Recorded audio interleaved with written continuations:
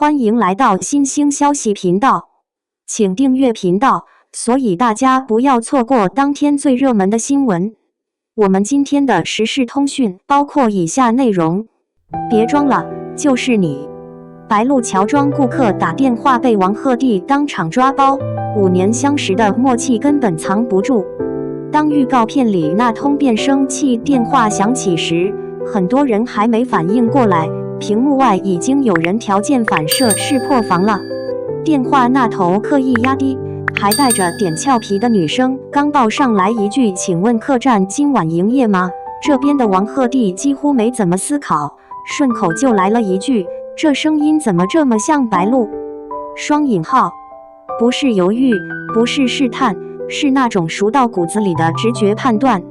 空气安静了1秒，仿佛连节目组都没料到会被这么快识破。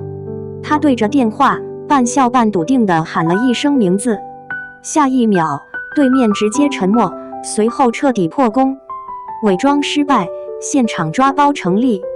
就这几十秒，热搜直接起飞。CP 粉原地过年，路人一脸你们开心就好，黑粉憋了半天也只能酸一句巧合。可问题是，这种东西真不是靠巧合能解释的。网友评论区已经炸成烟花现场，这哪是听力好，这是5年语音包直接刻脑子里了吧？救命，他怎么能这么自然地说出名字，根本没给对方反应时间。易燕这售后太狠了，一来就上最高配置。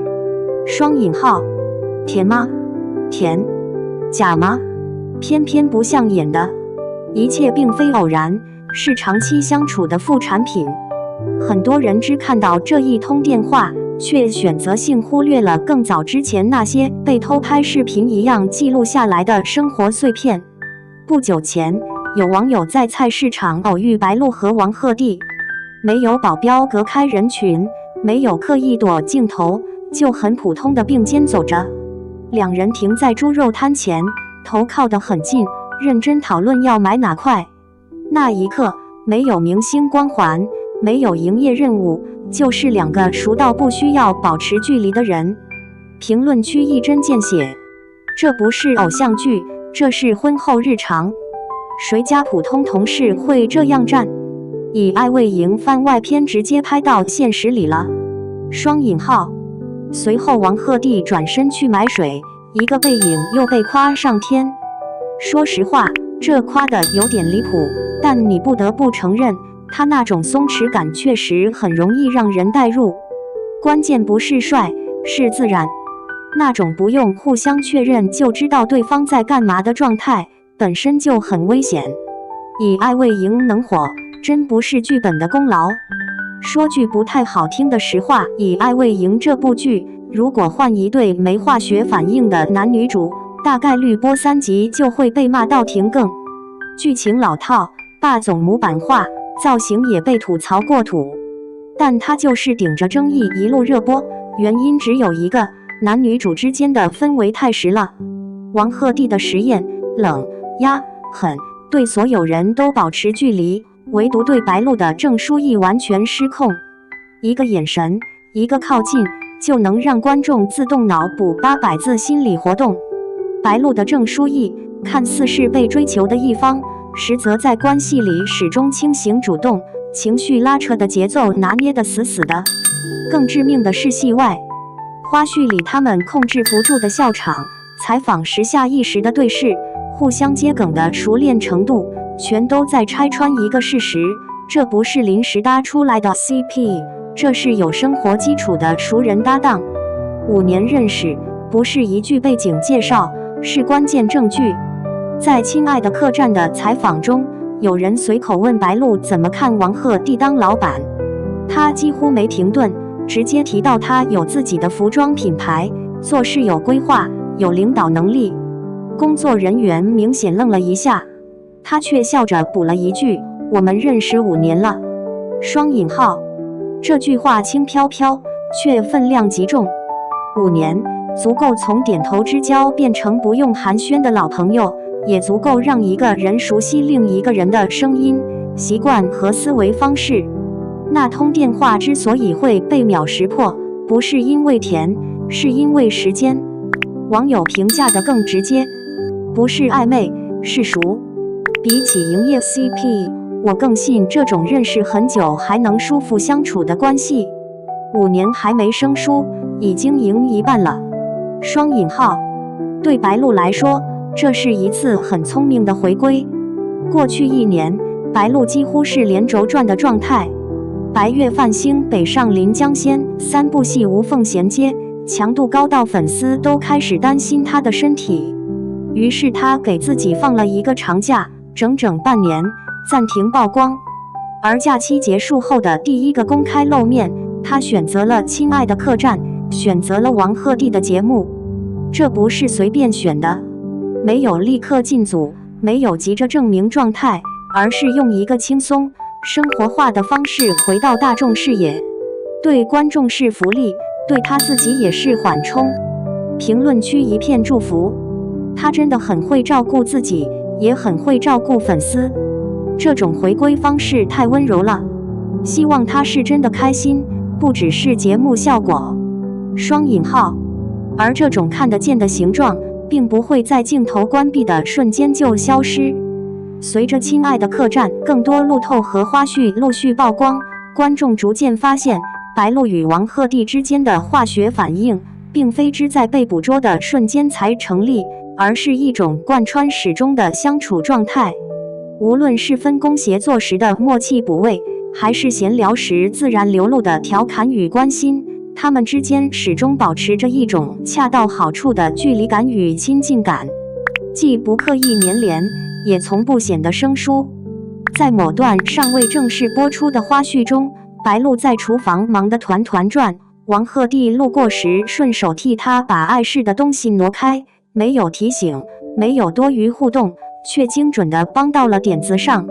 这样的小细节被网友逐帧拆解后，迅速登上讨论区高楼。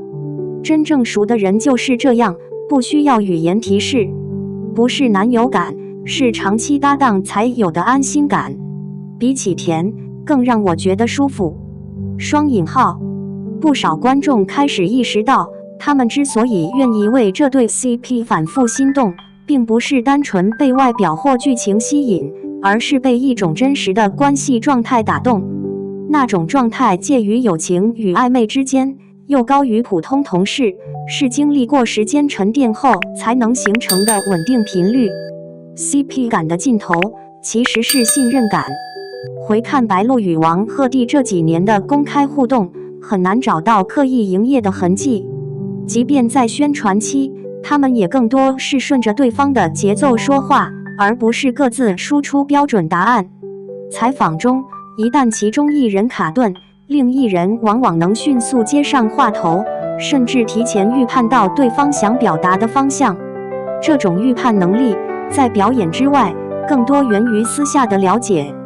你知道这个人会如何思考，如何反应，才敢放心把节奏交出去。也正因为如此，观众才会在他们同框时产生强烈的代入感。不是他们好像在谈恋爱，而是他们相处的状态很像一段已经被验证过的关系。有网友在长评中写道：我不在乎他们现实中是什么关系，我只知道他们在一起的时候没有消耗感。这条评论很快被顶到高位，成为不少人心中的共识。顶流重剧之外，更是一次情感共振。不可否认，白鹿与王鹤棣的再度同框本身就具备极强的话题性，但真正让讨论持续发酵的是观众在他们身上看见了某种久违的东西，一种不靠刺激，不靠反转，而是靠细水长流建立起来的情感连接。在如今快节奏、强输出的娱乐环境中，这样的关系反而显得稀缺。它不吵闹，却耐看；不张扬，却持久。也正因如此，越来越多的声音开始从磕 CP 转向祝福状态，希望他们都能在舒服的关系里工作，不管以后合不合作，都祝这份默契一直在。能遇到这样的搭档，本身就是演员生涯里的幸运。双引号。写在最后。回到那通被当场抓包的电话，它之所以能成为引爆点，不是因为桥段有多新鲜，而是因为它恰好戳中了观众对真实的渴望。没有铺垫，没有台词设计，只有一瞬间的直觉反应，却胜过无数精心编排的甜蜜桥段。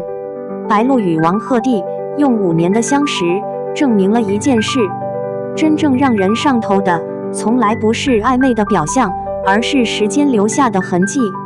而这份痕迹不需要被定义，也不必被解释，它存在本身就已经足够动人。结语。所以你问，这一切是不是节目组设计？也许有安排，但安排不出这种条件反射；也许有剪辑，但剪不出5年的熟悉。真正让人上头的，从来不是一句“我爱你”，而是那种不用说出口的确认感。一个声音，一次眼神，一次并肩而行就够了。磕 CP 这件事，说白了就是人类对真实情感的本能向往，而白鹿和王鹤棣恰好在镜头前后都给了这种向往一个看得见的形状。至于以后会怎样，不重要，至少这一刻他们的默契是真的，观众的心动也是真的。